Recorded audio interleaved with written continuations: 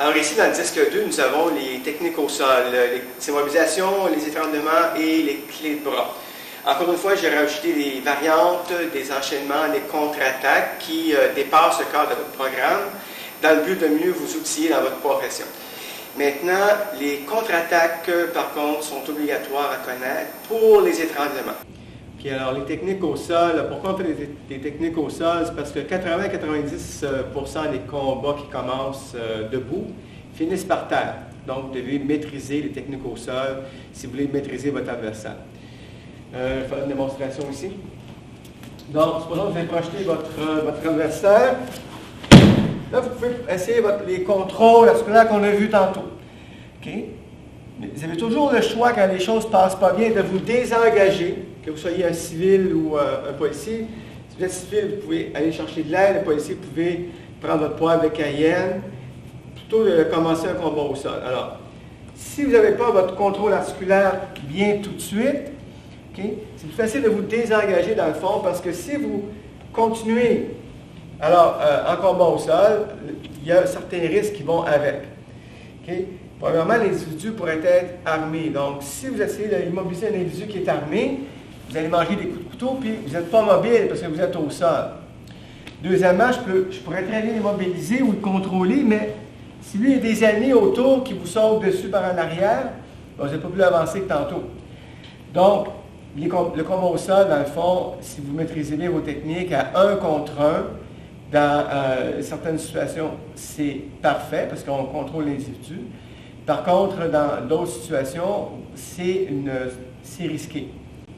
Alors, on va commencer les techniques de combat au sol avec juste quelques principes de défense. Le premier s'appelle une technique qu'on appelle la crevette ou en japonais ebi. Donc, dans le fond, l'idée de la crevette, c'est de se faire tout petit pour éviter que la personne nous saisisse. Donc, donner le moins de surface possible à la personne. En plus, le mouvement se passe comme ceci. Je rentre le genou dans l'intérieur. Les mains repoussent l'individu. Ce qui fait que le genou sert, dans le fond, à repousser l'individu et empêcher son avance. Exemple, si le partenaire vient sur moi, je mets le genou entre lui et moi, comme ceci. Okay? Donc là, je peux vraiment le repousser, me retourner vers lui. C'est ce qu'on appelle la crevette. Il y a 2 exercices qu'on peut faire pour pratiquer la crevette. Le premier consiste à rentrer le genou comme ceci. Donc, je me tourne. En le fond, je mets mon poids sur l'épaule, je soulève mes hanches du sol, je glisse mon genou comme ceci.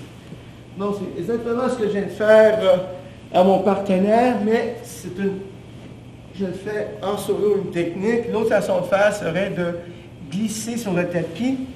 Alors, je mets mes pieds près des fesses, je soulève les hanches du sol, je sors les hanches, je remets les pieds et comme ceci, ce qui permet de glisser comme s'il y avait un partenaire sous lequel je glissais. Donc ça, c'est le premier principe de défense, la crevette. Alors, pour la crevette, on va faire le même mouvement mais à 2 personnes. Alors, quand l'adversaire est à genoux ici, et il avance, il va avancer entre mes jambes, okay? Donc, repousse et glisse. Encore avance, repousse et glisse. Alors, je vais faire dos à la caméra ici. S'il avance assez vite, donc il avance, je vais limiter l'action. Bras ici, glisser, de l'autre côté, voir, et ici. Et je glisse en repoussant la personne. Je me replace en position défensive pour frapper ou repousser la personne. Alors, le deuxième principe de défense, c'est en fait de construire les lignes de défense face à un partenaire. Alors, je vous montre, si l'individu est debout et qui veut m'agresser, moi, je peux être sur le dos. Et alors, si vous n'êtes pas ici, vous êtes tourné sur le côté de votre arme. Ici, avant, je peux bloquer avec mon pied. Donc, coup de pied sur le ventre, coup de pied sur le genou. OK? Alors, si jamais je voulais me relever debout, évidemment, je ne peux pas me lever comme ça parce que je vais me faire frapper. Donc, je devrais, soit avec ma canette aérosol, gazer l'individu ou donner un coup de pied, le faire reculer et avancer. Alors, quand on fait ce mouvement, ici, donc, il avance. Donc, ici ou là, je repousse l'individu. Au moment où il repousse la main au sol, L'autre main devant le visage pour éviter bloquer les coups. Je recule vers l'arrière et je me retrouve en position défensive.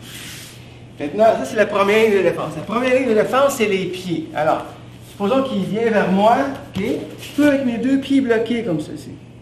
Okay? Je peux encore kicker la personne, mais mes pieds l'empêchent d'avancer. Deuxième ligne de défense, il passe ma ligne de pied, c'est mon genou. Donc là, on retourne dans le mouvement de la crevette qu'on a fait tantôt. Le genou s'interpose entre lui et moi. S'il passe mon genou, la troisième ligne de défense, c'est mes mains. Là, c'est la moins bonne des lignes de défense, je peux reculer un peu.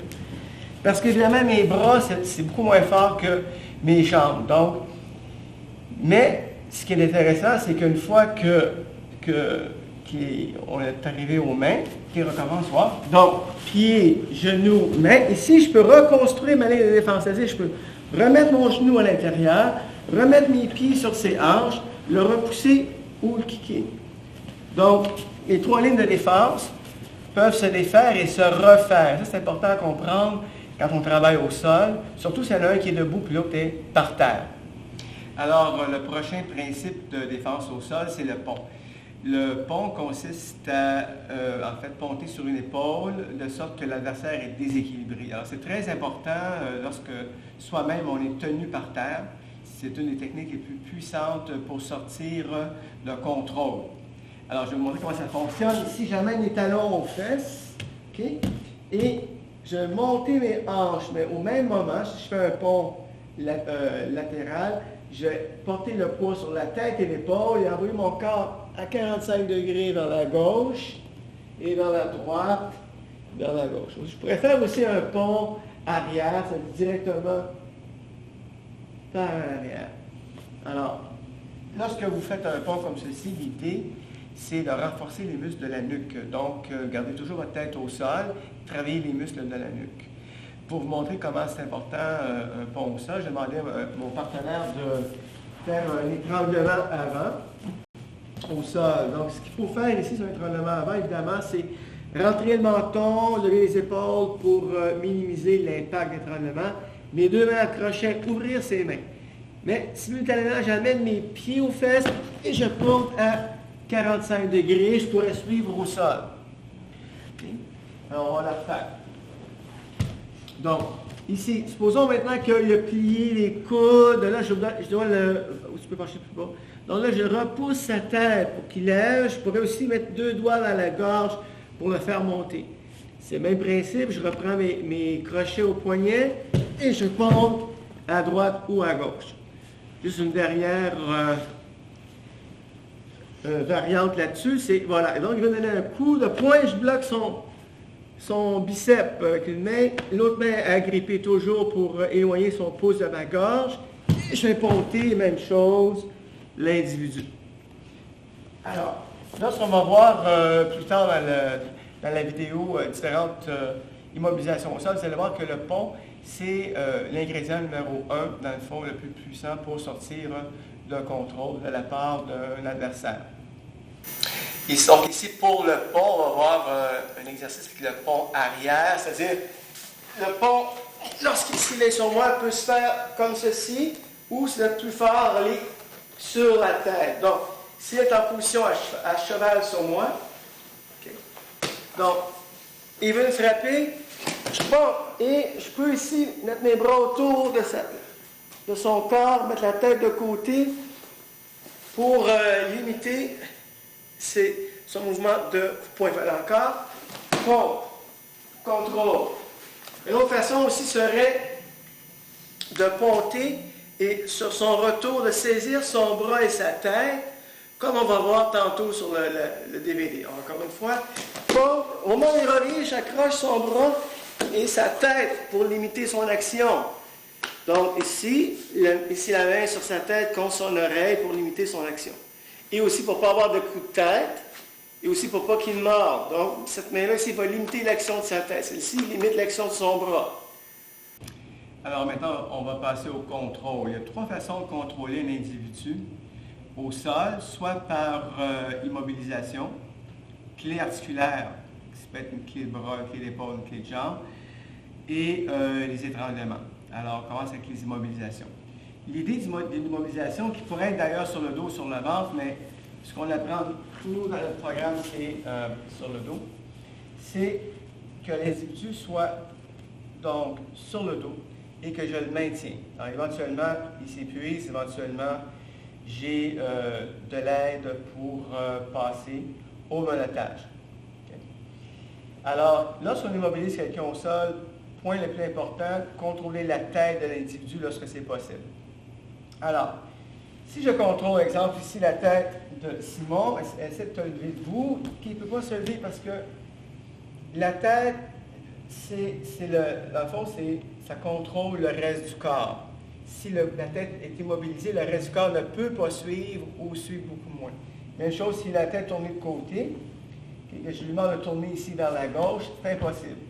Okay? Alors pour cette raison-là, dans les immobilisations, quand on travaille au sol, la première partie du corps qu'on veut contrôler, c'est la tête. Maintenant, parce qu'un combat de judo, c'est différent d'un combat en autodéfense, ce n'est pas toujours possible de contrôler la tête comme il faut d'un individu parce qu'il faut faire attention à ses coups de poing et à ses coups de pied. Il faut faire attention que l'individu ne puisse pas nous mordre, nous graffiner. OK, alors, il y a quelques adaptations à faire. Keizai à ta main.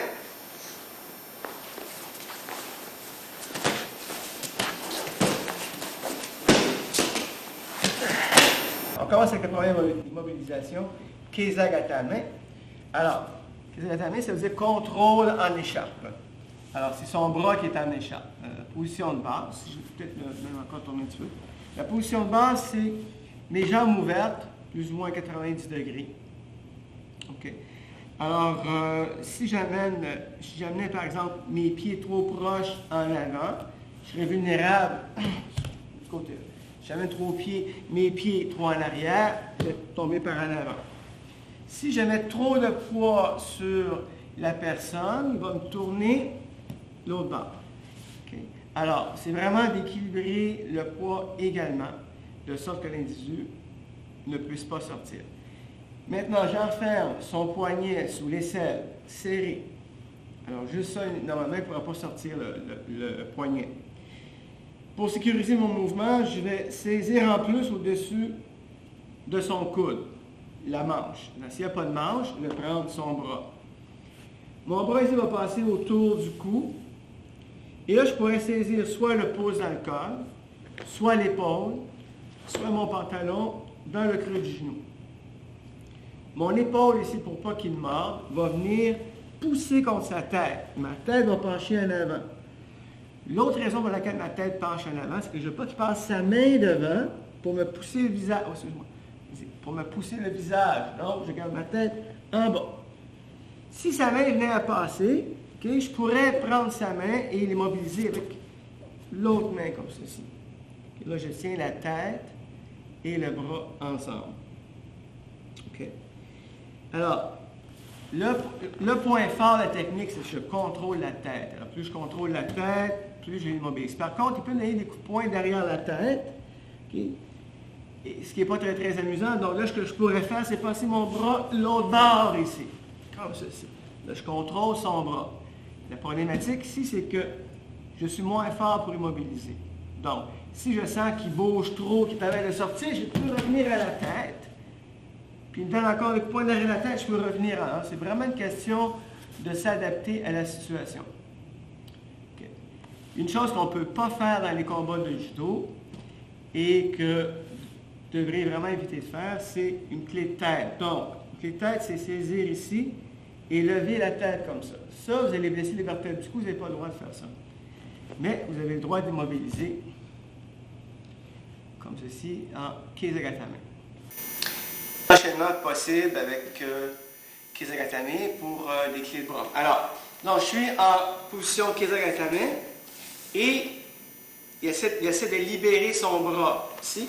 Et je vais repousser son bras en extension aussi. Je vais faire un hachi ou degatame, clé de bras extension à l'aide de la jambe. Donc, son coude est sur ma cuisse, je pousse vers le bas. Je pourrais m'aider aussi avec mon pied par-dessus son bras ici. Je pourrais m'aider avec l'autre genou par-dessus son bras ici, ou même le pied l'autre par-dessus mon bras. Là, c'est Hachiude Gatame. Maintenant, on va faire Hachiude Garami. Ici, il libère son bras. Il plie.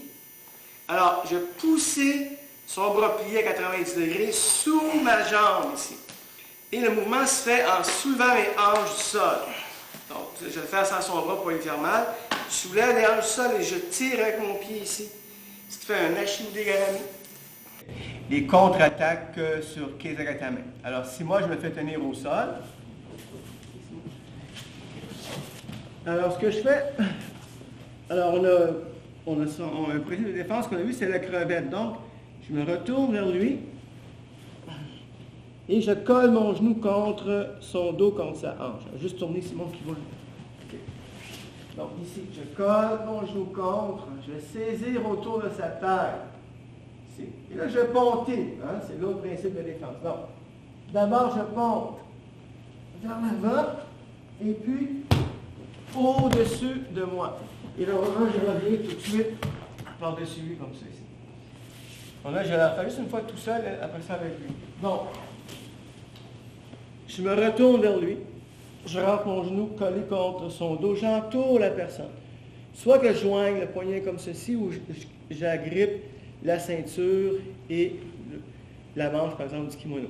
Alors, je ponte d'abord, je pousse vers l'avant pour le déséquilibrer, et en pontant à gauche, je l'emmène au-dessus de moi, et je continue le mouvement, et je retombe en Kesagatame moi-même. Donc, on va le refaire.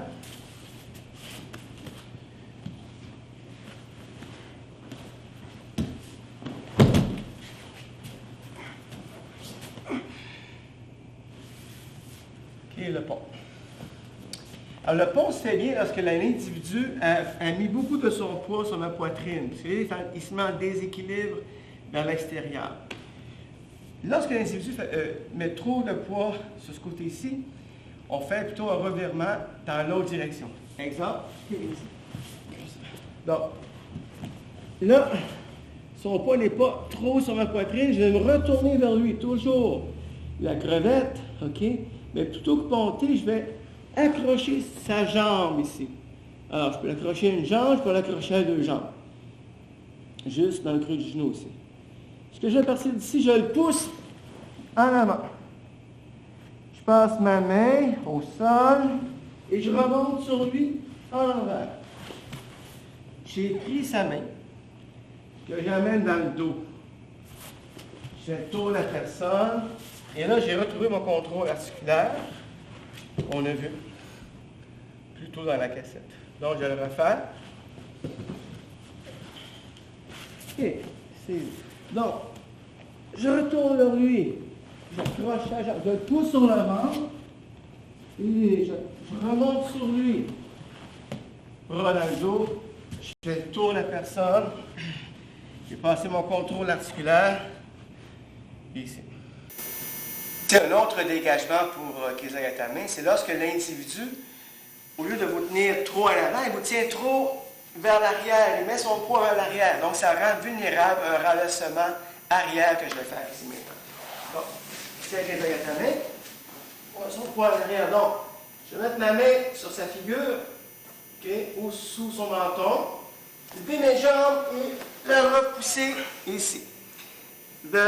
Le sol. Donc, vous avez vu que j'ai tassé mes hanches de son dos. Si, je reste comme ça, s'il te plaît. Okay. Ouais, parce que si je fais juste mon mouvement comme ça, il va tomber sur mes jambes, et puis là, il n'est pas rendu au sol, donc il peut me repousser. Donc, je lève mes hanches, je tasse mes hanches pour lui laisser la place pour tomber. On va le refaire. Donc, ici, main à la figure au-dessus du menton, lève les jambes, et hop, et je reprends ma position. Kesagatame, c'est avec une clé de bras. Alors là, je vais montrer les mêmes mouvements, dans le fond, sur une clé de tête au sol. La clé de tête au sol, c'est en fond, il ne tient pas mon bras extérieur, il tient juste ma tête. Alors, donc là, il tient ma tête à deux mains. Là, évidemment, il y a un danger qu'il me blesse les vertèbres du cou. Ce que je peux faire, c'est l'empêcher de pencher sa tête devant. Donc, je passe le bras, je le repousse. Et avec l'autre bras, je peux faire un cadre. Ça, c'est appuyé au sol, ici. Même s'il est fort, tu vois, dans le fond, je minimise l'impact de son mouvement. Okay? Donc, j'ai un cadre au sol.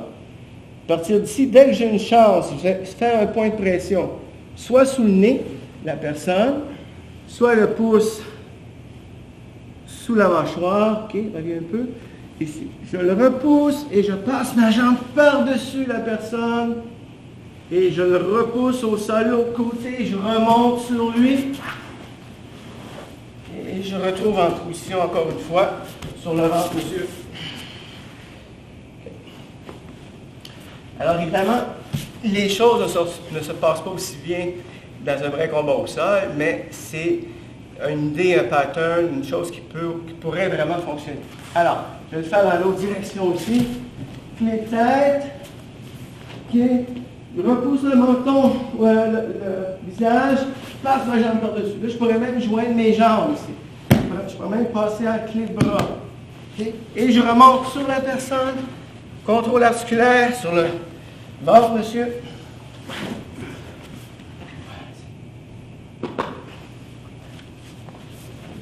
Autre possibilité avec la clé de tête, c'est, dans le fond, je pourrais aussi refaire le pont. Donc, clé de tête, et j'entoure le corps en avant enroulé. Okay. Et je pourrais aussi refaire retournement sur le ventre. Puis là. Ça. Si la personne ne lâchait pas ici ses mains, je peux faire un point contrôle articulaire ici. Pardon, point de pression ou point de pression des testicules, revenir sur la personne, un contrôle articulaire. Pour Kesa-gatame, on va faire maintenant un contre, dans le fond, qui est préventif, qui empêche, dans le fond, l'adversaire de me saisir en Kesa-gatame. Alors, si je suis par terre, il va tenter d'entourer mon... Dès qu'il tente d'entourer mon cou, je pousse le bras. Non? Encore une fois, ici, je repousse le bras. Alors, à partir de là, il y a une couple de possibilités. Soit que je pousse sur le dos, comme ceci. Okay. Soit que, à partir d'ici, si je pourrais passer à un étranglement comme ça. Kata-gatame.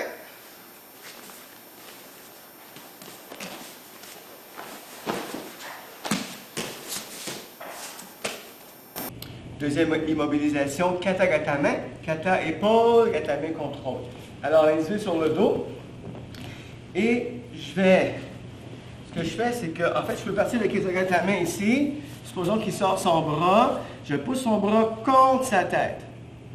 Et là, je vais joindre les mains. Alors, mes mains se joignent main dans la main comme ceci. Jamais les doigts croisés. Je peux aussi prendre mon poignet. Je peux aussi prendre mon coude. Alors, je pousse ici et je joins les mains. C'est la position de base. Les jambes sont comme dans Kesa-gatame. Okay. Maintenant, si je vais améliorer un peu ma technique, je vais mettre le genou contre sa hanche et avancer mon pied gauche devant. Ce qui me permet de mettre tout le poids contre son bras et sa tête. Je pourrais le faire taper. Alors, faire taper, ça dépend en fait de la position de mon avant-bras. Si mon avant-bras, le côté tranchant des os aussi, est sous sa nuque, ça va faire mal à la nuque, donc c'est un bon contrôle. Si le côté tranchant est plus sur le côté de sa carotide, bon, en fait, il va sentir un étranglement sanguin. Okay? Donc, ce qui fait taper. Évidemment, dans un combat de rue, la personne ne sait pas qu'elle doit taper, vous devez être très, très... faire très attention de ne pas, si vous entendez quelqu'un, de contrôler et de ne pas la léser plus profondément. Alors, donc j'étais ici. 1, 2. Okay. Deuxième possibilité au niveau des jambes, genoux, jambes, coude au sol pour la stabilité. Autre possibilité, si je pourrais prendre mon chandail, avoir une main au sol pour la stabilité. Autre possibilité, je pourrais prendre ici mon coude, je pourrais être à deux genoux. Et je pourrais être aussi sur le ventre, comme ça. Alors, toutes ces possibilités-là, ce qu'elles font, c'est qu'elles permettent, dans le fond, de serrer son cou plus fort. Okay. On va voir maintenant les contre-attaques. Alors, sur Kesa-gatame, alors, première chose, je vais rentrer le genou, toujours la fameuse crevette. Donc, je rentre le genou, je tourne vers lui. Okay, alors, on combat autour des phares, je pourrais kicker. Si vous êtes un judoka accompli, vous pouvez passer votre jambe, tomber en jujigatame. Okay.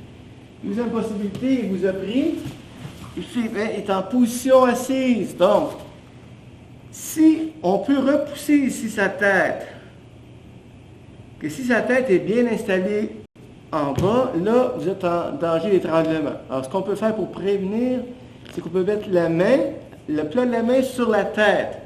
Ça crée un espace entre sa tête et la mienne, ce qui fait que son étranglement est moins fort. Ici, je peux lever mes jambes, tasser mes hanches et le faire basculer par en arrière. Donc là, on parle de la position assise.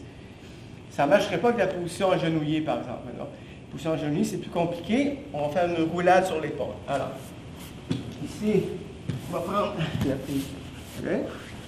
Alors, s'il est bien installé, encore une fois, j'évite l'étranglement en tenant ma tête avec ma paume. Je vais lancer mes deux jambes à gauche de mon épaule gauche. Donc, ça prend une certaine souplesse.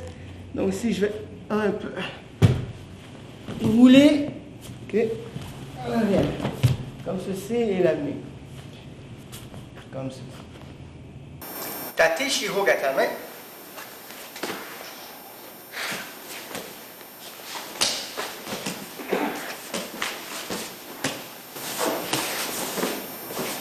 Alors, prochain mouvement, Tate Shirogatame. Alors, ça veut dire contrôle longitudinal par les quatre coins. Ou si vous avez une position à cheval. Alors, les 18 au sol. OK, on est passé en position à cheval. Alors, le mouvement de base, c'est sur la personne, les talons collés contre ses hanches. Alors, soit que, pour rendre ça de nouveau pratique, soit qu'il me repousse, soit qu'il veut me frapper. Et on pousse le bras. Alors, si mon arme est à droite, je suis droitier, je vais favoriser pousser son bras gauche à l'intérieur. Parce que si je fais le mouvement à droite, il peut s'emparer de mon arme ou tenter de s'emparer. Donc, je fais du bon côté ici. Donc, sur une poussée ou sur un pas, je pousse le bras à l'intérieur, ici. Je peux joindre les mains ou, pour les besoins du balotage, on va aller chercher le coude, comme ceci. Ça, c'est la position de base. Alors, si jamais je me trompais de côté, j'allais de l'autre côté, dans les circonstances, il essayait de jouer avec mon arme, je pourrais passer en katagatame en m'assoyant sur mon arme ici. Okay, donc là, je vais revenir. OK. Alors, la position de base, c'est la position que j'ai montrée. Maintenant, au niveau des pieds, tourne de côté, lorsque je tiens un individu qu'il essaie de sortir, qu'est-ce qu'on fait? On crochette les pieds. Okay, on crochette les genoux, en fait. Qu'est-ce qui donne un bon contrôle? Maintenant, une autre position de jambe possible, c'est d'amener les genoux dans ses aisselles ici. Ce que ça permet que s'il pond, fait un pont, et il ne pourra pas sortir parce que j'ai une bonne base de sustentation ici. Alors, si je veux revenir à la position pour me noter, dès qu'il va me pousser ou me repousser, okay, je vais pousser son bras et passer à l'intérieur. Okay. Alors, on y arrive au menottage maintenant. Pour menotter, supposons que je suis droitier ici, je saisis mon coude et je reste, tant que l'individu chamaille, je reste là. Parce que si j'essaie de menotter alors qu'il bouscule, je vais perdre le contrôle. Okay? Alors, l'individu a arrêté de se bousculer. Donc, ici, je vais chercher le poignet et je tire en clé de poignet. Mon épaule pousse contre son coude pour faire un début de clé d'épaule. Mon épaule est remplacée par ma main. Je lève le genou du côté où il va tourner. Alors, tournez sur le ventre, monsieur, ici. Quand je suis arrivé ici, c'est bien important de glisser le coude dans ses reins, sinon le bras ne va pas passer à l'intérieur. Coude dans les reins, là, le bras passe. La main est au-delà de mon biceps et je tiens son triceps. Je mets l'autre main sur le haut du dos pour pas qu'il se lève. Je traverse le genou de l'autre part. Donc, j'assume déjà où j'assure déjà le côté rotation des hanches. Ça va, et je continue. Ici, ça se peut que le bras tende pour pouvoir revenir par-dessus. Et contrôle articulaire que vous connaissez déjà. Alors, je vais le refaire dans l'autre angle. Je vais juste sur le tour. OK. Alors, donc, maintenant la main droite, donc ici, sous sa nuque, et la main gauche, prendre son poignet. Ma main va remplacer mon épaule, tourner sur le ventre, monsieur. Je glisse le coude dans ses reins, je passe sa main de l'autre côté de mon biceps. Pivot, contrôle des hanches, contrôle des épaules avec mes deux genoux.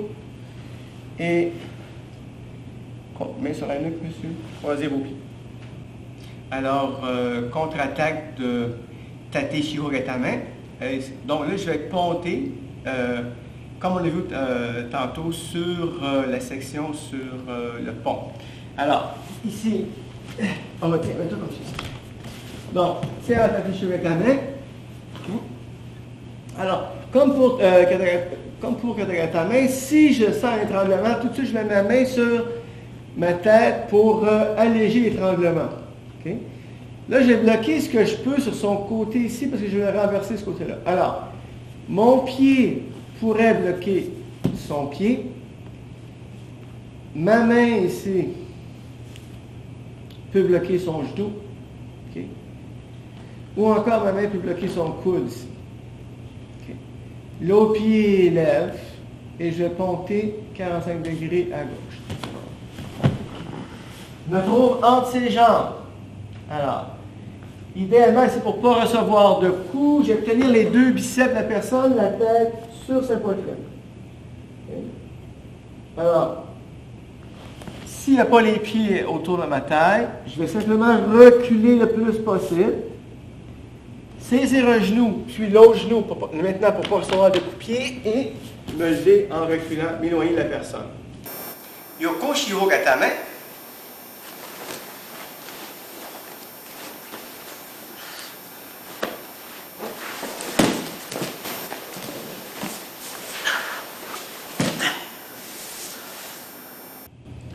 Yoko Shirogatame, contrôle latéral par les quatre coins.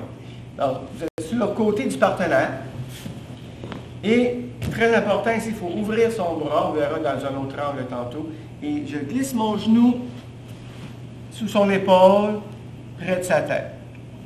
Alors, dans la position judo traditionnelle, ici, j'entoure sa tête. Souvenez-vous que la tête, c'est la partie du corps la plus importante à contrôler. J'entoure sa tête, je peux aller chercher le revers ou l'épaule, et j'écrase sa tête avec mon épaule ici.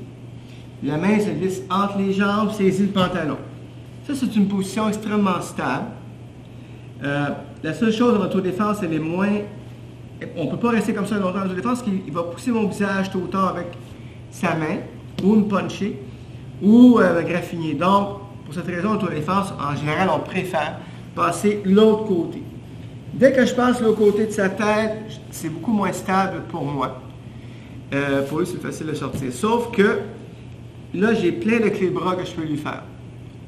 Alors, les détails des clés de bras, on les verra plus tard, mais juste pour l'instant, ce qu'on pourrait faire, c'est montrer qu'on peut contrôler le bras d'un côté de la tête ou de l'autre côté de la tête, juste croiser mes bras, ce qu'on appelle Munegatame en japonais, contrôle avec la poitrine. Mais c'est pas très fort, alors tôt ou tard, il sort son bras. Et là, voilà, là on a Udegarami. On peut aussi avoir Udegarami inversé, ici. On pourrait aussi avoir contrôle du bras tendu, ici. Et s'il me poussait à l'épaule, je pourrais monter ici à Udegatame. Donc, toutes ces techniques-là, on va les voir en détail tantôt. Alors, je recommence sur le côté. Alors, je pourrais, par exemple, partir de Keizagatame, qu'on a vu. Tourner, donc, encore une fois, le genou sous l'épaule, près de sa nuque. Okay, parce que s'il passe le bras en dessous de votre corps, okay, il peut soit saisir vos parties, soit vous repousser. Donc, on s'assure bien que on contrôle sur l'épaule. Okay. Dans la position de base, j'enferme sa tête, je contrôle ici. C'est une position que je peux faire même à l'autodéfense momentanément. Mais dès qu'il vient attaquer mon visage, okay, moi je passe de l'autre côté et je vais faire les clés de bras appropriées. Maintenant, une petite variante ici du bras, c'est ceci, c'est que je peux passer ici et aller saisir. Tu vois, son bras est plié. Hein? Je passe mon bras gauche dessous, je vais saisir mon triceps. L'autre main va saisir mon coude. Là, j'ai un très bon contrôle ici, si je réussis à passer cette clé-là. Maintenant, pourquoi c'est une clé? Parce que si j'avance un peu vers lui, que je lève son épaule, il va taper. Donc, si j'ai réussi à avoir son bras plié, passe dessous et à l'intérieur ici, triceps, coude, contrôle et clé. Alors, contre-attaque sur Yoko Shiro-Etame. Alors, l'individu me saisit de côté. Okay. Alors, tout de suite, je vais repousser sa tête. Ce que je dois faire aussi, c'est rentrer le bras sous ses hanches. Alors, soit l'avant-bras, soit la main. Et pour y arriver, je dois sortir mes hanches à l'extérieur. Ça se fait en même temps. Donc, je le repousse ici. Là, j'ai créé un espace entre ses genoux et moi, en reculant mes hanches. Je rentre mon genou dans la crevette. De la crevette, je repousse et je retourne vers lui. Donc là, j'ai mes lignes de défense, j'ai mes pieds sur ses hanches. Okay, j'ai les pieds sur ses hanches, donc là, ici. Alors, je pourrais, à situation d'autodéfense, kicker la personne. Cette fois-ci, je pourrais prendre le poivre de Cayenne et le poivré. Je pourrais aussi passer une jambe dessus. Vous êtes habitué avec les clés, passer en clé de bras. Alors, le même mouvement dans un autre angle ici. Donc, Yoko Shiro-Etame. Et alors, pousse, sort les hanches, crevette, genou, repousse la personne. Donc, on est en ligne défensive. Je peux utiliser mon pied pour sortir de l'étreinte. Autre possibilité, je pourrais ponter. Alors, de côté ici, même départ. Repousse. J'ai saisi la ceinture ou le pantalon sous le ventre. Ici, je me retourne vers lui, mais là, il va avancer vers moi. Alors, je vais ponter à 45 degrés. Donc, j'étais ici. J'ai sorti mes hanches. J'ai créé un espace ici. Lui, il va essayer de combler l'espace. Il va avancer vers moi. Et je vais ponter, soulever les hanches ici. Hop, il va tomber là à 45 degrés. Alors, les clés de bras ou kansatsu waza en japonais, il y a deux types de clés de bras en judo, soit par extension du bras qu'on appelle le groupe des ishigi, ishigi veut dire par pression, ou soit par torsion, qui est le groupe qu'on appelle en japonais les garami. Alors, un exemple ici de type de clé de bras en extension, je vais faire udegatame. Alors, ici, on voit que je pousse dans le sens contraire de la flexion du coude. Donc, ici. Et j'amène la clé toujours au seuil de douleur où il tape pour des raisons sécuritaires. Deuxième type de clé de bras par torsion. Alors, ici, les garami. Si on fait ude garami. Donc, bras pliés et je lève le coude ici. Donc, dans le fond, c'est un autre type de clé de bras. Ude garami.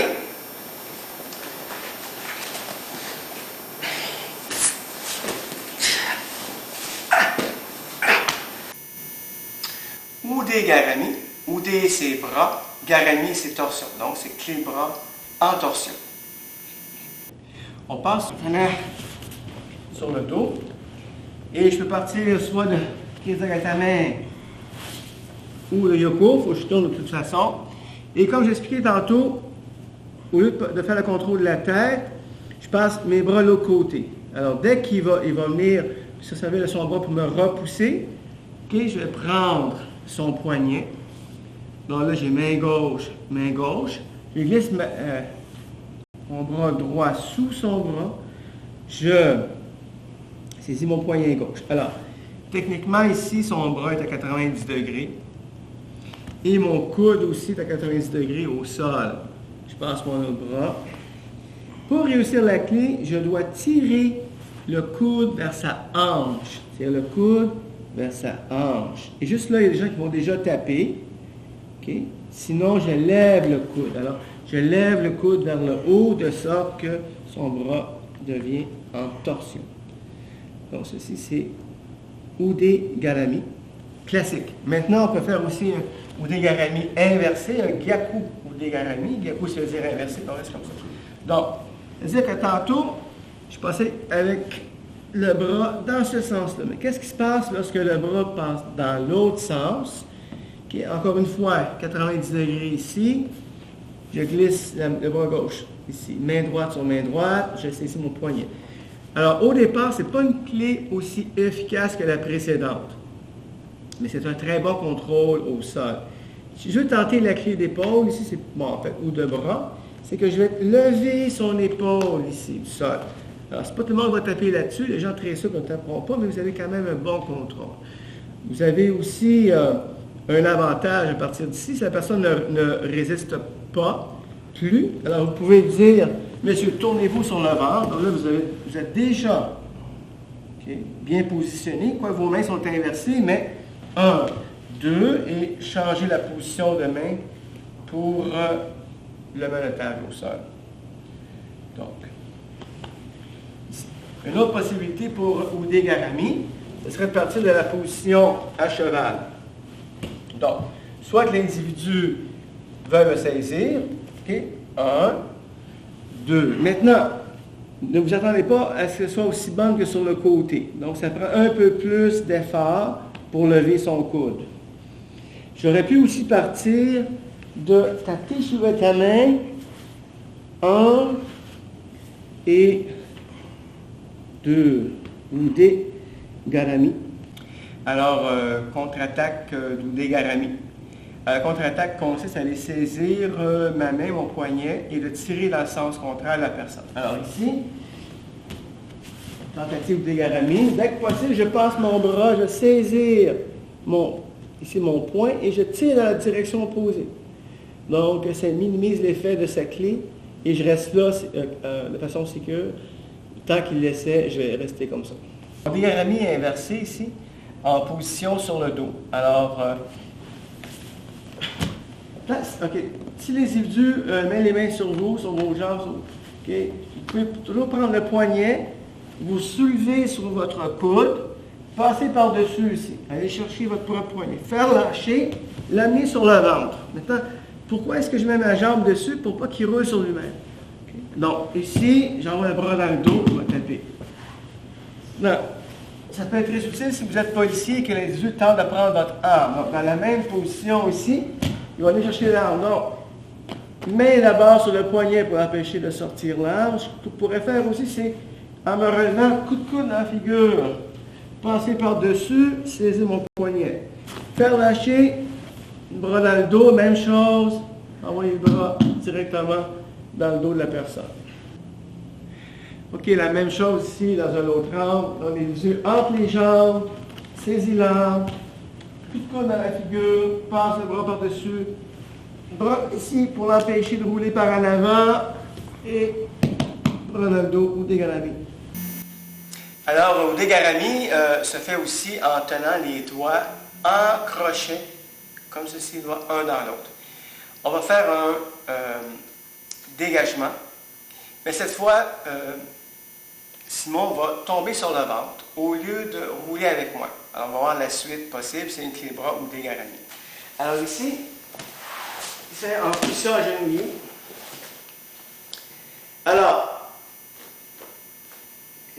ici, je vais rouler sur l'épaule gauche, le doigt sur le ventre. Donc, si j'ai son bras, soit en Ude-Garami, soit en Wakigatame, et l'idée, c'est que je remonte évidemment sur lui pour l'amener en menottage. Ude-Gatame.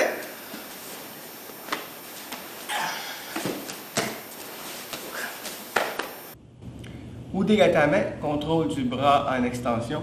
Alors, pour la prendre ici, oui, comme ça. OK. Donc, genou gauche au sol, genou droit, contrôle la poitrine pour pas qu'il se retourne trop vers moi. Il vient me chercher au cou. Je mets une main sur son coude, l'autre par-dessus.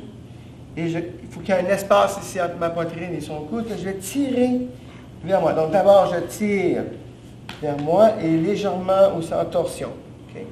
C'est important ici que l'épaule coince son poignet. L'épaule et la tête coincent son poignet. Dans un autre angle ici.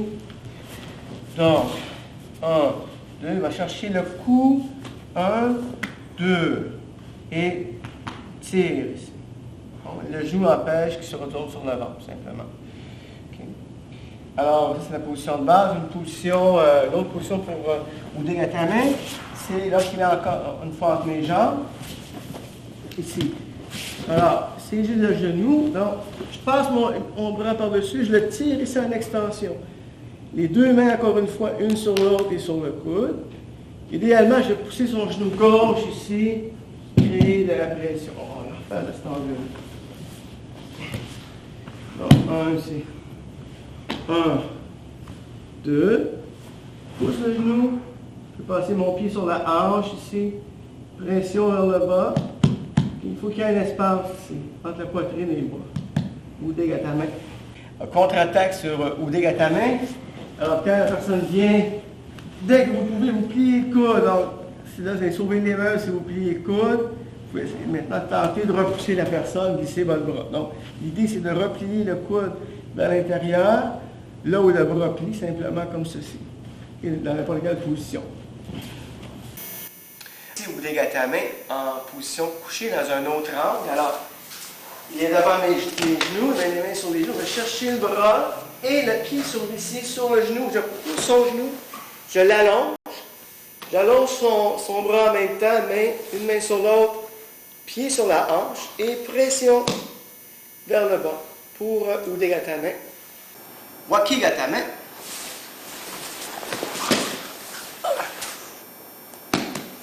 Waki, gatame. Waki, ça veut dire aisselle. Gatame, contrôle. Donc, c'est contrôle du bras avec l'aisselle. Alors, par exemple, je peux partir en Kizagatame modifié, comme on l'a vu tantôt. Il sort son bras, on a poussé le menton. Alors, ce que je fais, c'est je vais obliger de lâcher et saisir son bras à deux mains. Donc, mes deux paumes sont tournées vers le haut. Ici. Et déjà ici, j'ai l'aisselle coincée sur son coude, ce qui est l'élément clé du mouvement. Alors, déjà aussi, ce que je peux faire, c'est glisser ma main sur sa main et l'amener en flexion de poignet. Alors, ce qui n'est pas dans le judo traditionnel qu'on peut faire en autodéfense. Et je tire vers moi, tournez sur le ventre, monsieur. Voilà. Là, ici, j'ai l'aisselle bien enclenchée sur son coude. Okay. Et idéalement, j'ai amené son bras à 45 degrés vers l'avant. Donc, j'avance. J'avance. OK. Donc là, je vais faire taper. Alors, ici. Là, ici, mon coude est vraiment au-dessus de son coude, comme ceci. Ce qu'il faut éviter, c'est que votre coude soit en bas, comme ça. Là, vous êtes couché sur la personne, ce n'est pas efficace. OK? Maintenant, une autre façon de faire un mouvement, ce mouvement-là, c'est en clé d'épaule. Alors, si je lève l'épaule vers le haut.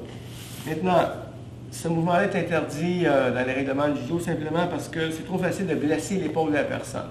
Alors, tant qu'on reste en waki sur le coude, on a un bon contrôle de la personne ici. Voilà. Donc, je vais refaire. Ici. Donc, je passe à l'extérieur, il sort son bras, il me pousse, je défais ici. Je l'amène directement sur la retournez monsieur ici. Voilà. Donc, waki est terminé. Le waki, je peux passer au monotage. Qu'est-ce que je fais pour passer au monotage? Je recule mes hanches contre lui. Okay? Et je redresse la poitrine. Mon coude qui était au sol va aller maintenant sur son dos. Et ma main ici va pousser contre son bras. L'autre main va pousser dans l'autre direction. Et on se retrouve en clé d'épaule. Donc, mon biceps pousse contre son poignet. Ma main tient son triceps. Main sur le dos. Je tourne vers lui. Je peux tendre son bras. Genou, genou, contrôle articulaire. Donc, je recommence. Donc, j'étais ici. OK, il pousse. OK, je tombe en waki. De waki, je recule les hanches. Et je me redresse le coude sur lui. C'est toujours la clé de poignet, par contre. Pousse le coude, plie son bras, contrôle de l'épaule. Main sur le dos, pivot. Genou, genou,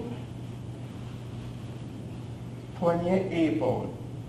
Wakigatame, la contre-attaque, encore une fois, comme toutes les extensions de bras, va consister à plier mon bras le plus tôt possible pendant sa clé de bras. Alors, je suis sur le dos, OK, et je vais pousser son menton, je commence la clé, je plie le bras avec mon autre main, je vais chercher. OK, stop. J'ai poigné fragile. Ah, excuse. Juste ça, tu vas le poignet. Excuse, OK. Ah! Ouais, sorry.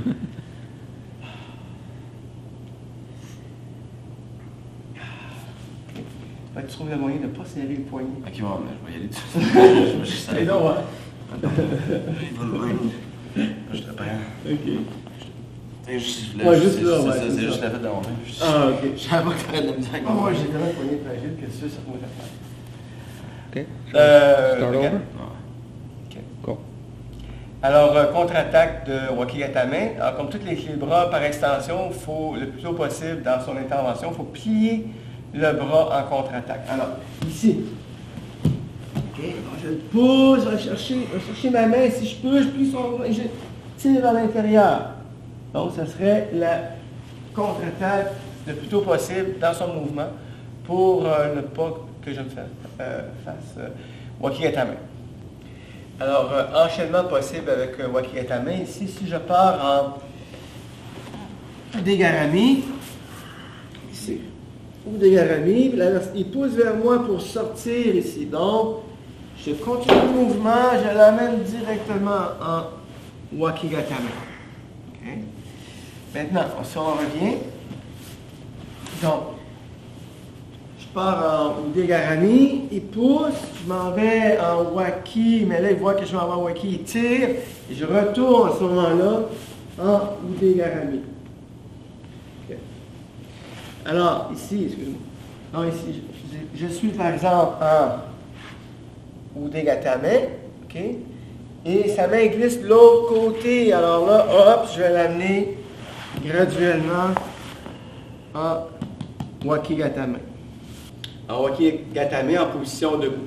Alors, ici, la situation, c'est de me saisir à la gorge. OK? Et je vais aller chercher avec mes doigts sa main de l'autre côté. Revenir par-dessus ici. Alors, le plus tôt que je peux, je mets mon aisselle sur son coude. Et je vais avancer la jambe extérieure ici pour que son bras soit 45 degrés. Juste plier mes genoux ici, normalement, il va taper. Okay? Alors, si je veux passer le monotage, je vais mettre le genou au sol. Alors, ce qu'il faut éviter ici, c'est que je ne peux pas m'asseoir au sol directement parce que j'ai probablement cassé le bras. Donc, je vais mettre mon genou au sol. Donc, c'est une étape. Alors, on commence l'étranglement ici. 1, 2, je lance 45 degrés. Okay. Alors, je vais l'amener au sol, sur le ventre, couché au sol. Parfait. Alors, si l'individu ne résiste plus et que je suis vraiment fort dans ma clé, je peux tout de suite plier sur le bras, l'amener ici, contrôle articulaire. Maintenant, dans cette position ici, si au contraire l'individu est très fort et se débat, et que j'ai l'impression que je vais perdre le contrôle, je vais m'asseoir en glissant la jambe devant. Là, c'est moi maintenant qui est en position de force. Et je resterai ici tant qu'il se débat. Maintenant, l'individu a arrêté de se débattre. OK? Il accepte de collaborer. Je recule mes hanches, je pousse le bras, je l'emmène en clé d'épaule. Je retourne comme on l'a fait tantôt. Et je remonte. Haragatame.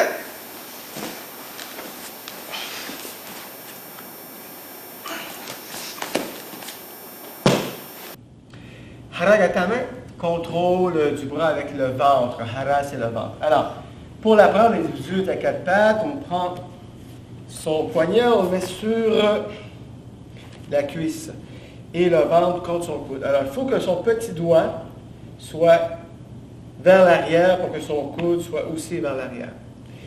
Et ici, je peux soit pousser le cou ou entourer son cou.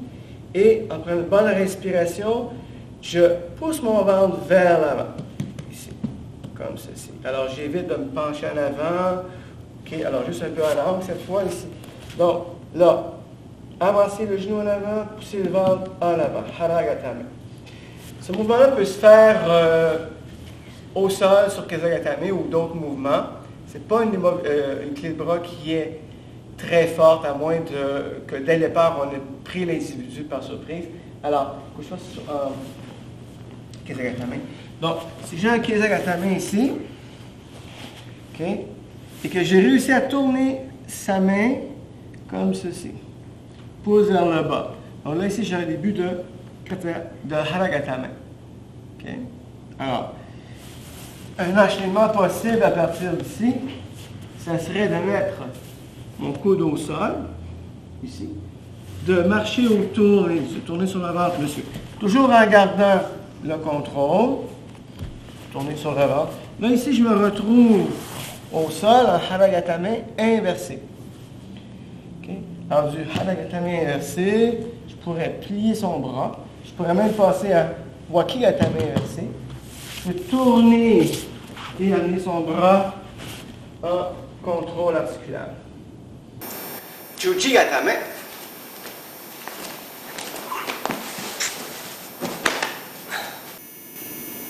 Juji-gatame, Juji en croix, Gatame contrôle. Alors, contrôle du bras en croix. Alors, ce mouvement-là n'est pas dans votre programme, mais comme beaucoup de personnes connaissent ce mouvement-là, j'ai cru bon de l'inclure dans le DVD. Alors, initialement, pour l'apprendre, on prend le poignet à deux mains, soulève l'épaule de la personne, on glisse le pied droit sous sa hanche, on passe le pied gauche par-dessus la tête, on s'assoit sur son épaule, on tire le bras vers. Alors ça, c'est bien important de comprendre. Il faut que ma fesse soit collée sur son épaule. Plus je suis loin de la personne, moins je suis capable de le faire. Plus ma fesse est collée sur la personne, plus je suis capable de le faire. Donc, évidemment, je tends le bras, mes genoux sont fermés, le pied tiré ici pour contrôler sa tête, son pouce est vers le haut, de sorte que son coude est sur moi, ou vers moi. Là, il y a deux forces qui vont s'aligner. La force qui fait que je tire le bas, puis au même moment, je monte mes hanches vers le haut. Donc, une main sur l'autre, sur son poignet ici, j'ai le pouce dans son pouce, et voilà. Donc, ça peut se faire aussi les pieds croisés ici. C'est une façon de le faire. Juji, ou Deshigi Juji Gatame, le nom complet de ce mouvement-là.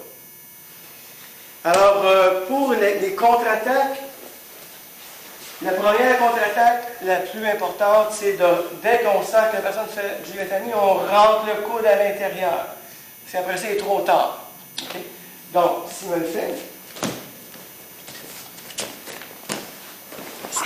là, vous avez vu, pendant qu'il fait son mouvement vers le sol, j'ai joint les mains, j'ai rentré mon coude. Alors, ce qu'il faut réaliser ici, c'est que il faut que mon coude tente de toucher le sol. Mes épaules tournent vers le bras comme ceci. Il ne faut pas que mon coude soit sur son ventre. Tant que mon coude est sur son ventre, il peut me le faire. Si le coude passe entre ses jambes, je suis sauvé. D'accord? Donc, si le coude est passé entre ses jambes, je pourrais continuer à tenter de monter vers lui et de le tenir au sol ici. Évidemment, si je ne réussis pas à monter sur lui, je reste dans la position sécuritaire, le bras rentré, ici à l'intérieur comme ceci. Les épaules tournées vers la clé. Si jamais vous n'avez pas eu le temps de faire ceci, le bras est tendu, vous avez une dernière chance. Vous pouvez faire une roulade sur l'épaule gauche ou une roulade sur l'épaule droite. Alors, on va voir avec l'épaule gauche. Donc, ici, hop, le bras est tendu, je saisis la jambe, je tourne sur mon épaule, et de sorte que je me libère. Je vais le faire maintenant en tournant sur l'épaule droite. OK, donc ici. Là, c'est un peu différent sur l'épaule droite parce que si je tourne sur l'épaule droite, je vais me ramasser sur lui, à cheval sur lui, à l'envers. Donc, dans les deux cas, c'est dur pour lui de faire la clé parce qu'il a perdu le contrôle de mon bras. Okay. Maintenant, on va voir les étranglements. Alors, les étranglements, lorsqu'ils sont appliqués dans le cadre d'un cours de judo, par exemple, sont très sécuritaires. Ils sont sécuritaires parce que, un, on sait comment les faire, et deux, la personne qui est étranglée sait qu'elle doit taper 2 fois sur le partenaire, 2 fois par terre, lorsqu'elle sent que l'étranglement est efficace sur sa personne. Maintenant, dans le cadre de l'autodéfense, les étranglements, c'est plus touché. Quand vous allez être à une collègue, vous allez apprendre l'encolure. Et vous allez apprendre le protocole de sécurité qui va avec l'encolure. Parce que sur la rue, faire un étranglement, il y a un certain risque que la personne se blesse. Okay. Alors, donc, il faut vraiment connaître, savoir ce qu'on fait. En ce qui concerne les étranglements de judo que vous apprenez dans votre cours, il y a 2 types d'étranglements. Alors, les étranglements qui sont de type respiratoire et de type sanguin. Donc, si je prends un étranglement de type respiratoire, celui que vous allez apprendre, c'est Hanakajime, on va voir tantôt en détail. Alors, l'idée d'un étranglement respiratoire, c'est de comprimer la trachée de la personne pour réduire la respiration. Un peu, donc, comme dans le fond, s'il se noyait, donc il est en manque d'air. Donc, on comprime la trachée de la personne, okay, qui va éventuellement taper. Alors, le deuxième type d'étranglement que vous allez apprendre, c'est l'étranglement par sanguin, qui sont par compression des artères carotides de chaque côté du cou. Un exemple type, c'est au Kurihirejime ici, donc la main qui est ici va presser contre son artère et son revers de l'autre côté va presser contre l'artère de l'autre côté. Donc, si je serre, okay, tranquillement, si je continuais, Simon, mon OK ici, perdrait conscience. Alors, lorsque la personne perd conscience, encore une fois, dans le cadre du sport du judo, elle se réveille généralement au bout de 5 à 20 secondes par elle-même. Ce n'est pas en soi dramatique. Par contre, vous devez veiller à l'état de la personne, c'est-à-dire que si la personne ne montre pas de résistance, vous devez relâcher l'étranglement parce qu'elle est peut-être déjà partie en sommeil.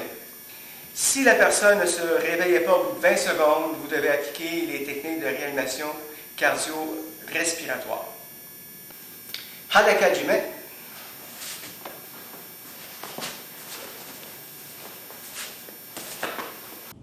Alors, l'étranglement qu'on va voir, c'est Hanakajime, qui veut dire en japonais étranglement à main nue, et qui consiste à effectivement comprimer la trachée. Maintenant, Hanakajime,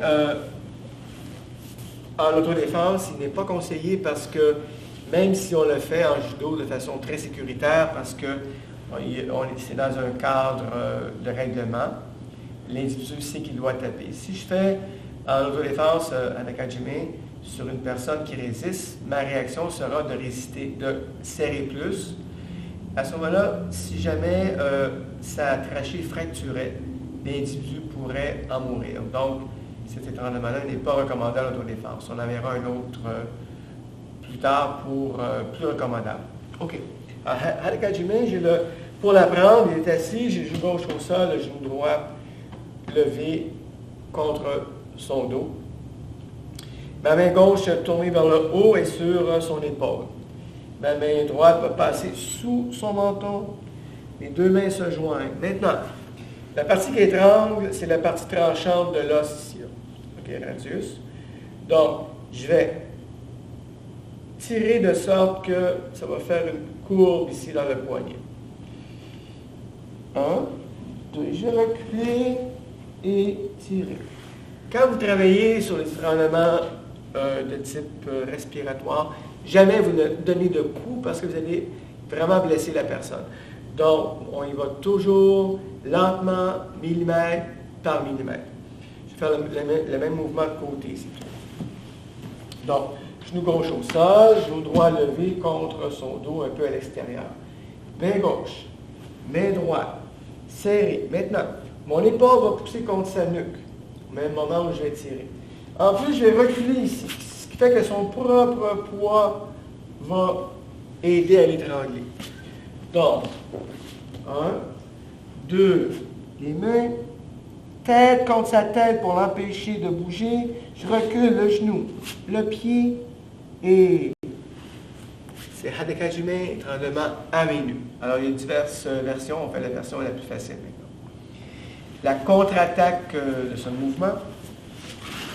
Donc, à fond, il y en a deux. La première, c'est dès que son bras va glisser dans votre cou, vous allez mettre vos bras en crochet et tirer vers le bas. Et ça va, ça devient dans le fond un réflexe, parce que sinon, une fois que l'étranglement est enclenché, c'est difficile de sortir. Voici encore. Donc, ici, 1, 2. Et votre réflexe, c'est aussi de rentrer le menton sous son bras. Okay. Alors, maintenant, s'il a enclenché ses mains, OK, ici, vous allez quand même avoir les mains en crochet, tirer, okay, et tourner la tête sous son coude ici. Alors, 1, 2, c'est comme ceci. Alors, ça, c'est la position de base. Alors, à partir de cette position-là, en autodéfense, il y aurait plusieurs possibilités de continuer pour moi pour sortir. Mais pour l'instant, ce qui est important à comprendre, c'est que je dois sécuriser son étranglement dans le sens que je l'empêche de continuer à étrangler. C'est ça que vous devez retenir le plus. Ici, on a compris que pour la contre-attaque de Hadakajime, je rentre mon menton, dans le fond, dans le V de son coude. Alors, son avant-bras sera sur ma mâchoire au lieu d'être sur ma gorge. Donc, ça, c'est le point critique auquel il faut arriver. Autre chose qu'on peut faire aussi, c'est une fois qu'il est installé, j'ai fait mes crochets, donc, ici, je tire. OK, on a... Parfait. Toujours rentrer le menton, dans le fond, dans le V de son coude, ici. Maintenant, une fois que je suis installé et que ma gorge est sécurisée sur mon menton à l'intérieur, je pourrais peut-être frapper la personne. Okay. Je pourrais aussi mordre son bras. Donc, ouvrir la bouche, mordre son bras. Donc, mais toujours en gardant les crochets. Jamais en relevant complètement le menton, parce que là, évidemment, il va m'étrangler. Un autre contre-attaque pour, dans le fond, l'Akajime ou des étranglements similaires. Donc, il prend, il est à côté contre le mur, donc il est très stable. Alors, pour moi, c'est une situation critique. Donc, ici, j'ai toujours mes mains accrochées, mais je vais chercher avec mon pouce gauche son œil gauche. Donc, la main dans la figure, je cherche son œil. Là, je fais le menton levé pour pouvoir parler. Et je pousse sa tête sur son côté droit ici.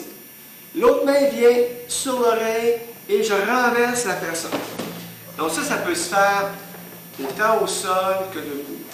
On l'utilise évidemment dans les situations critiques où on pense que notre vie est en danger, parce que le pouce dans l'œil, ça représente quand même un danger. On va voir l'encolure, la contre-attaque pour l'encolure. Alors, l'encolure elle-même, c'est le mouvement que vous allez apprendre à Nicolet.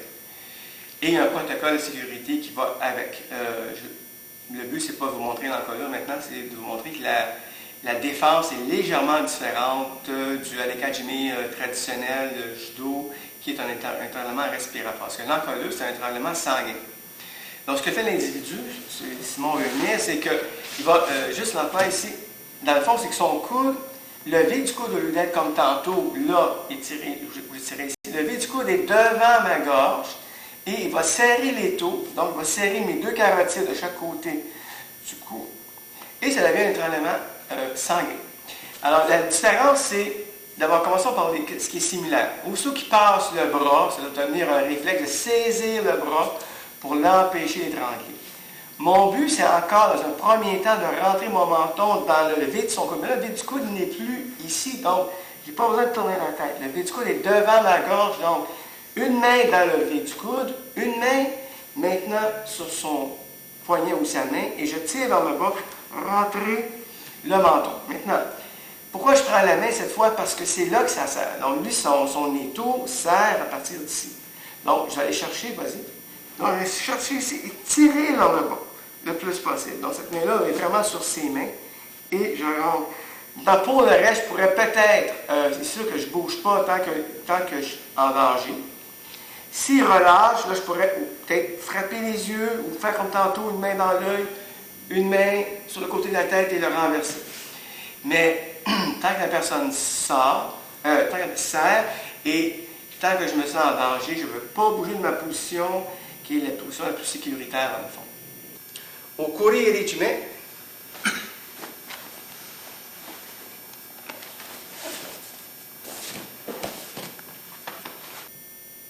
Occorre regime, occorre glisser, eri, revers, jime, étrangler. Donc, étranglement en glissant les revers. Alors, comment l'étranglement se fait? L'étranglement sanguin. Donc, si j'ai le genou gauche au sol, le genou droit derrière son dos, je glisse ma main gauche sous son aisselle gauche. Je rouvre son revers, je glisse mon pouce passant sous le menton pour pas qu'il rentre le menton. Et je vais poser mon pouce droit le plus loin possible et fermer, serrer dans ici. Si vous ne fermez pas serré puis il y a du mou, ça ne sera pas efficace. Donc, 1, 2, ça m'est serré. 3, je prends l'autre revers pour s'étirer. Et je vais reculer ma jambe gauche, l'emmener un peu vers l'arrière et serrer. Donc, c'est occorre et jime. Alors, encore une fois, on apprend ces étirements-là pour s'en défendre. Donc là, c'est Simon va me le faire. Maintenant, c'est important à comprendre que même si l'individu n'a pas de kimono ou de manteau, un t-shirt va fonctionner pour un étranglement de type avec revers. Alors, Simon va faire l'exemple ici. Il va glisser dans mon col, aller chercher le col au bas et ça va fonctionner aussi. Deux contre-attaques classiques, ce mouvement-là. D'abord, en arts martiaux, il faut développer vraiment le réflexe. Dès qu'on sent qu'une main glisse le long du cou, de la gorge, on va la chercher en crochet tout de suite. On l'empêche de finir son mouvement, parce qu'après ça, c'est très difficile de sortir. Alors, il commence, il rentre, et tout de suite, je mets les deux mains en crochet et je tire sa main. Celle-là ici, je l'empêche de continuer en bloquant, et celle-là, je la tiens, simplement. Donc, je tiens ses mains. Donc, tant que l'individu veut passer un tournant, je reste comme ça, je peux donner un coup de coude dans la figure. Okay. Deuxième possibilité, il a passé ses mains. Donc, ici, et là, c'est, encore une fois, le V. Je vais aller chercher sa manche, son bras, tirer pour rentrer mon menton dans le V. Ici. Donc, évidemment, puis je contrôle son bras en pesant dessus, ce côté ici. Donc, c'est la défense de base de Occorre regime. Kata hajime.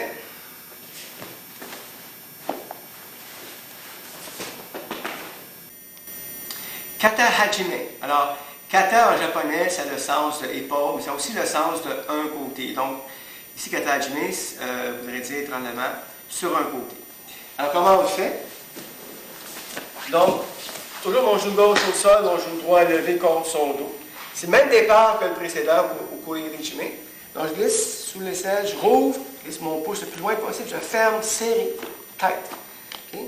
Je lève son bras au-dessus de sa tête, je tourne ma main derrière sa nuque. Et là, ici, je vais ouvrir mon pied de sorte qu'il va tomber dans le trou, son propre poids va l'étrangler. Je vais faire un peu de côté que vous voyez. Donc, ici, rouvre, ferme, bras de sa main à l'envers derrière sa nuque. Je rouvre mon pied, je laisse tomber dans le trou. C'est son propre poids l'étrangle. Contre-attaque. Encore une fois, ça peut se faire en t-shirt, un étranglement sanguin. Donc, comme tantôt, dès que la main passe, je bloque sa main et je bloque l'autre bord aussi. Okay. Deuxième, maintenant, il a passé ses mains. Ici, là, je dois rabattre. Celle-là est déjà ici pour essayer de rentrer le menton en passant. Mais idéalement, celle qui est derrière la tête, je vais la rabattre et aller chercher deux manches, à deux mains, de sorte que j'ai le menton dans le V de son coude. Donc, c'est vraiment de bloquer, de ramener sa main et ici. Nami Juji Jime.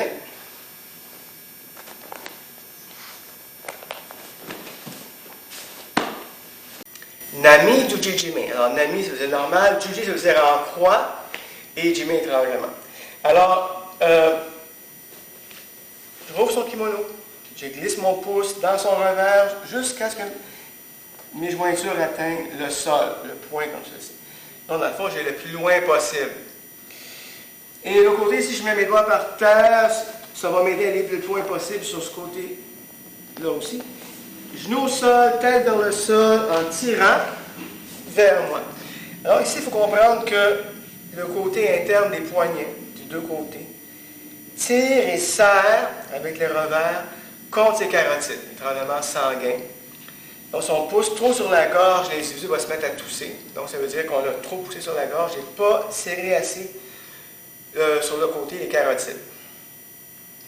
Il y a d'autres possibilités qu'on appelle, là, prenez ici, kata jujime. Ça veut dire que tu te mets à droite, une main à l'envers, comme ceci. Ça, c'est un peu plus facile d'accès. Ou Gyaku jujime, les deux mains sont inversées. Alors, Gyaku, en position à genoux, ça ne se fait pas bien. En général, on tourne la personne vers soi et on étrangle la personne. En maintenant, on va voir la contre-attaque. C'est la même contre-attaque pour les trois de toute façon, mais celui qui est au programme, c'est Nami Jujime. Alors, pour la contre-attaque, on va aller à cheval. Donc, il installe une main. Quand je vois, s'il installe une main, je vois l'autre venir.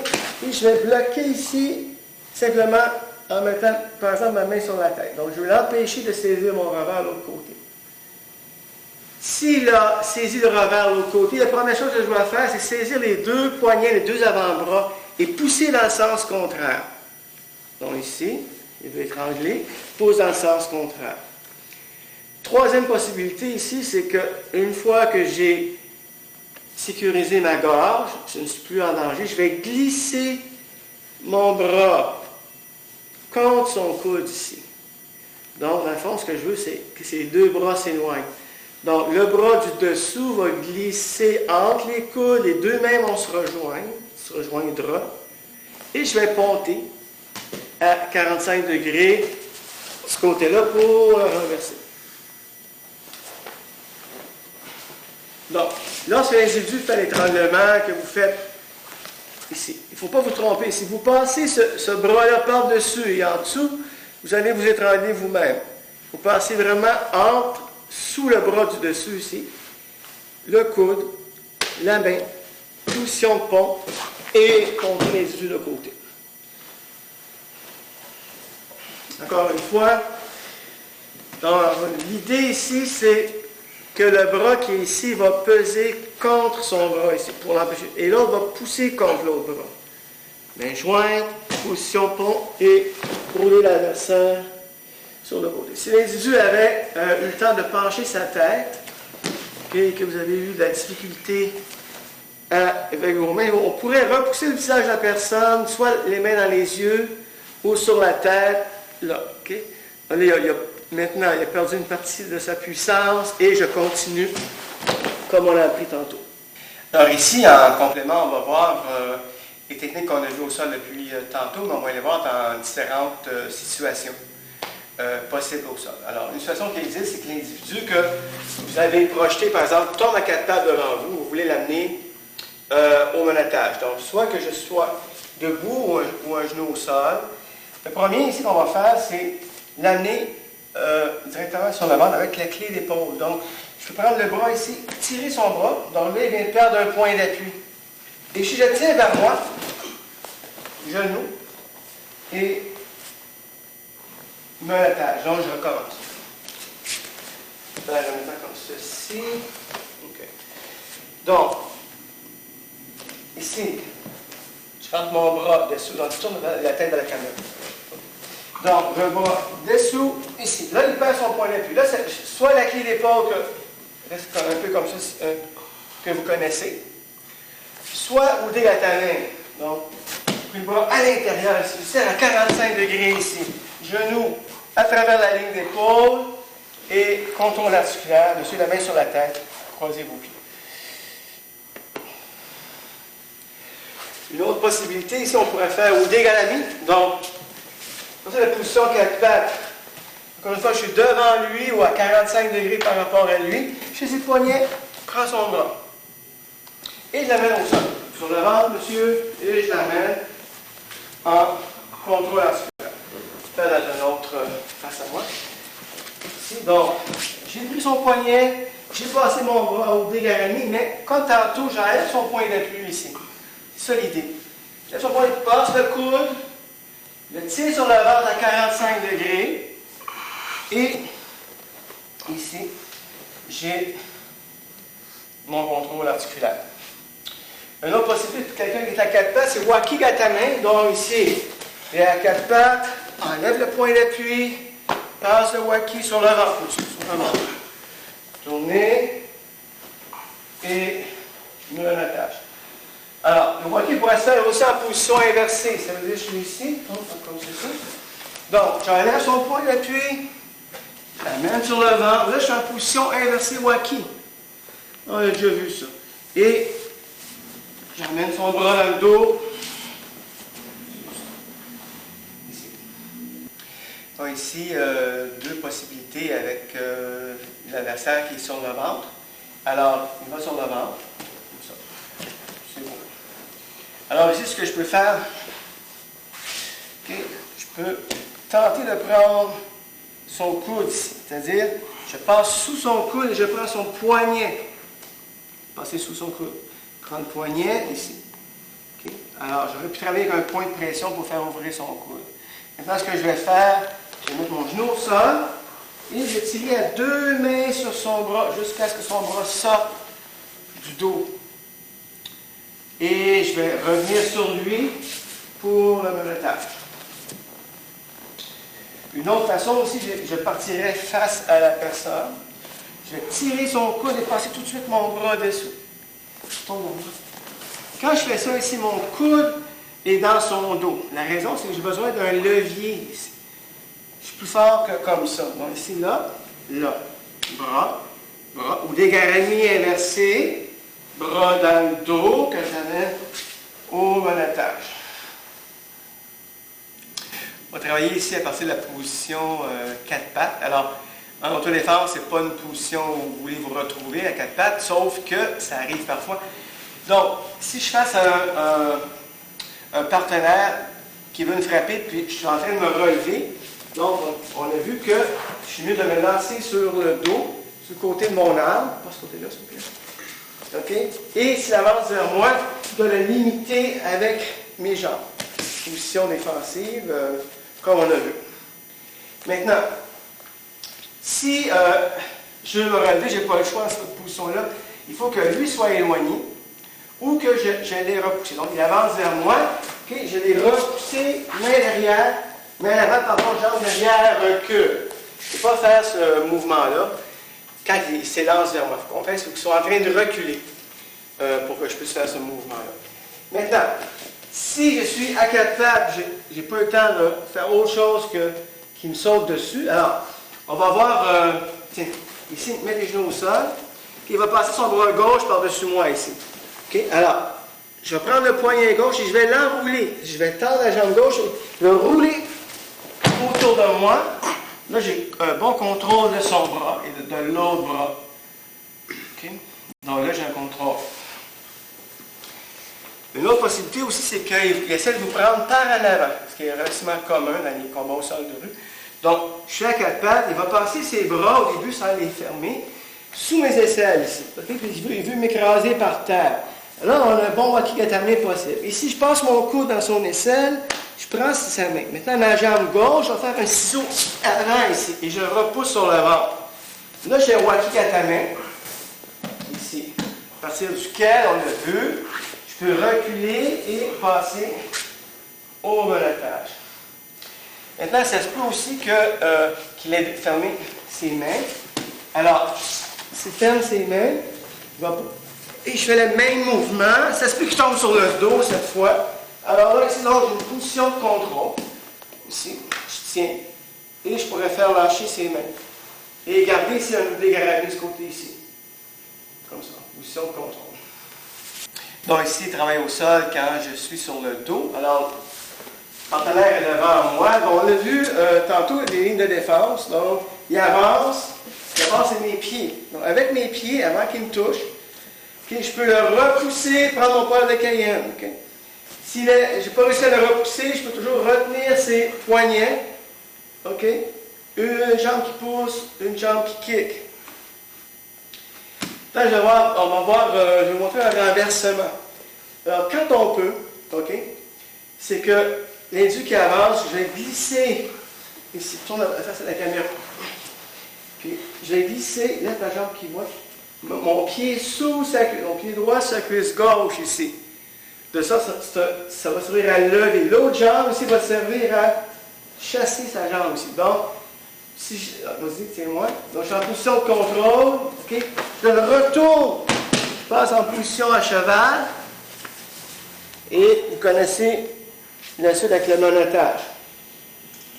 Donc, je vais refaire ici, bien sauter ici. Donc, encore une fois, un renversement. Donc, même s'il y avait le genou au sol, OK, maintenant ton genou au sol, je peux rentrer quand même mon pied dessous sa cuisse ici. Là, il va lever son genou pour qu'on voit mieux la caméra. Et ici. L'autre jambe va juste bloquer.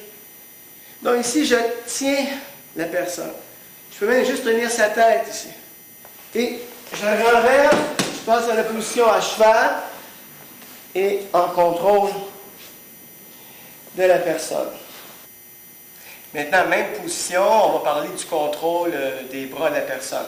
Alors, s'il a réussi à être entre mes jambes, il veut me frapper, là j'ai intérêt, évidemment, je bloque. Alors, je rapproche mes bras de la tête, le coup vient, je peux bloquer le biceps. Ce que je vais faire après, c'est ceci. J'enveloppe son bras et j'enveloppe sa tête. Pourquoi? Parce que ici, j'ai la main sur son oreille et je l'enveloppe. Okay? Et je peux même croiser mes pieds et serrer ici. Okay? Donc là, je contrôle ses coups de poing.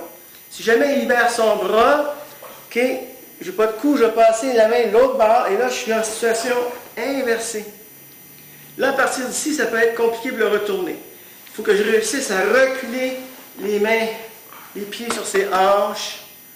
Okay? Soit je le repousse encore une fois, je frappe, soit je le retourne comme on vient de voir. Une autre situation aussi, entre les jambes, c'est qu'il frappe et le bras est dévié vers l'intérieur. Là, j'ai la même position de katagatame que j'ai au sol, mais inversée. Là, j'ai un bon avantage parce que, 1, ça sert bien. 2, même si je ne rentre pas mon pied en dessous de lui, juste le fait de ponter sur le côté où il n'y a pas son bras, parce qu'il ne peut pas le bloquer, je retourne et je suis déjà en position pour le monotage. On va voir les mêmes mouvements, mais quand l'individu a passé ma garde, il a passé mes jambes, il est en position à cheval sur moi, qu'on appelle aussi la position montée en jiu-jitsu brésilien. Là, vous êtes en position vraiment désavantageuse. Alors, ce qu'il faut que vous fassiez, c'est limiter les coups de poing le plus possible. Maintenant, c'est très difficile de sortir de la position. Il faut faire un pont. Parfois, les ponts ne fonctionnent pas. Les ponts fonctionnent quand, dans le feu de l'action, quand la personne qui est à cheval sur vous va tantôt mettre trop de poids à gauche, trop de poids à droite. Vous, sur le momentum de la personne, vous utilisez son déséquilibre pour l'accentuer au même moment. Donc, vous portez au même moment dans la direction de son action. Sinon, c'est très difficile, vous restez à ce moment-là en position sécuritaire, vous contrôlez ses bras pour ne pas avoir des coups de poing. Alors, s'il est à cheval sur vous, okay, et soit vous preniez les poignets ici, donc pour limiter son action, et c'est la même chose. Alors, je ramène les deux pieds talons aux fesses et je ponte en le repoussant. Donc, c'est une possibilité. Maintenant, une autre possibilité, c'est, il a un coup de poing, alors je bloque ici. Je l'amène, si je peux, sur moi, comme on vient de faire ici. La main sur la tête, le bras qui contrôle. Et je pourrais aussi ponter, mais c'est beaucoup plus difficile que tantôt. Alors, c'est position sécuritaire si je suis sur lui. Et je vais mettre mes talons vers les fesses et reculer, contrôler ses jambes pour pas de coup de pied et reculer. Une autre façon aussi serait que, par chance, ici, le coup de poing arrive, je vais repousser le coup de poing, j'amène la tête et le bras. Alors, ça, c'est un bon contrôle. Okay, je pourrais même serrer ici pour faire un érendement. Donc, c'est un bon contrôle. Et je pourrais aussi le retourner en par un pont et sortir. Mais c'est vraiment la position vraiment désavantageuse. Randonnerie au sol.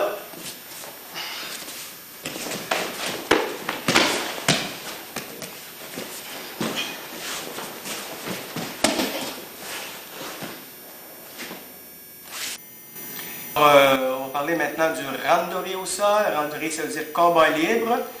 Donc, le but des combats libres, dans le fond, c'est que vous fassiez un apprentissage réaliste, des techniques au sol que vous avez appris. Maintenant, il y a des règles de sécurité, alors plus ou moins sévères.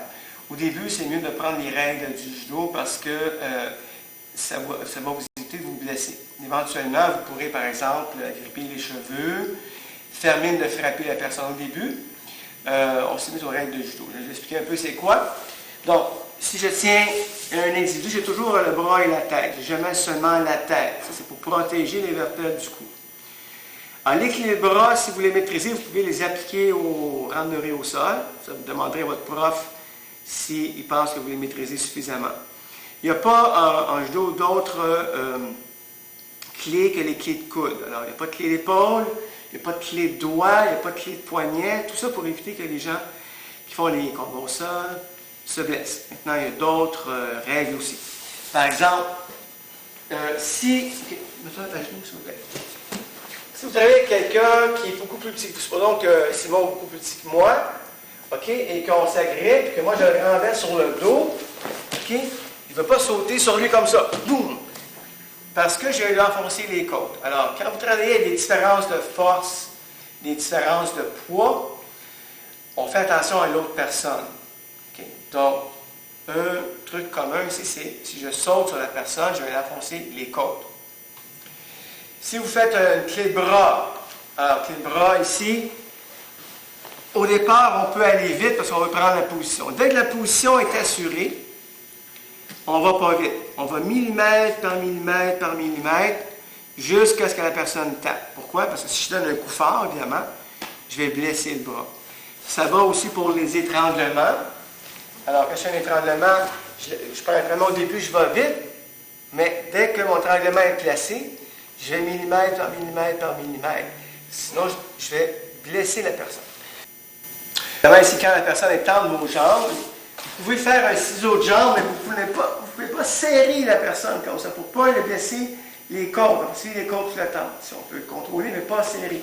On ne peut pas faire non plus le ciseau de tête. Donc, à deux jambes ici, autour de sa tête. Okay? C'est des règlements de base pour faire un genou, pour se protéger.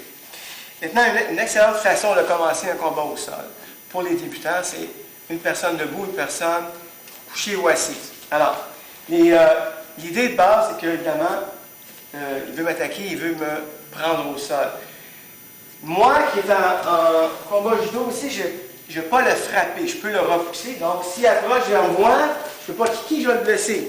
Okay? Je peux mettre mes pieds, le repousser. Ça, c'est correct. Donc, souvenez-vous, vous avez 3 lignes de défense. Okay? Alors, s'il tourne autour de moi, je tourne avec lui. Okay? Comme ceci. Alors, 2 façons de tourner. Continue, tourne autour. Je peux m'asseoir et rouler. Continue. En m'assoyant et en roulant. Ou sur le dos. Comme ça ici. Évidemment, je laisse mes pieds dès qu'il approche dans une situation où il pourrait me saisir. Alors, on va faire juste un petit quelques secondes de randonnée cette position-là. Vas-y, position 2.